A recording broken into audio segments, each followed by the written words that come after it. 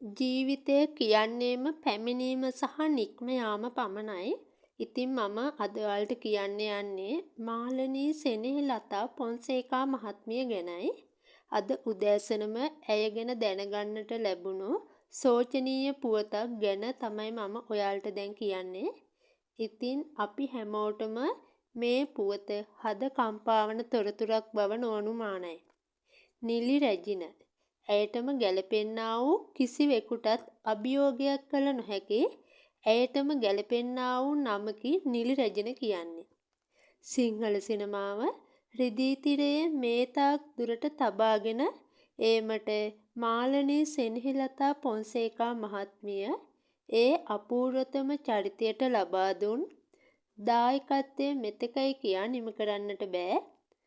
ඉතින් ඇය අද අලුයම දිවි රංගමඩලට සමුදුන් බව කලාවට ආදරය කරන සහ මාලනී පොන්සේකා මහත්මියට ආදරය කරන හැමෝටම වාර්තා කරන්නට සිදුවීම ගැන අපේ සිතට දුක දනවන පුවතකි.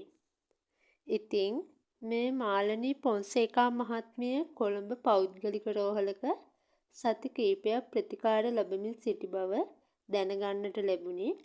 ඉතින් එයින් මාරයා ජයග්‍රහණය කර ඇයට පරාජය බාර ගන්නට සිදු වූ බව අකමැත්තෙන් වුවත් කිව යුතුම වෙනවා. 1948 අප්‍රේල් මාස 30 වෙනිදා කැලණියේදී තමයි මෙම විශිෂ්ට ගණයේ රංගවේදිනිය උපත ලබන්නේ. ඉතින් දශක කිහිපයක් තිස්සේ රංගනයට සිය දායකත්වය ලබා දුන් ඇය දේශීය සහ ජාත්‍යන්තර සම්මාන වලින් පිදුම් ලැබූ තරම් මෙතෙකයි කියා නිම කරන්න බෑ.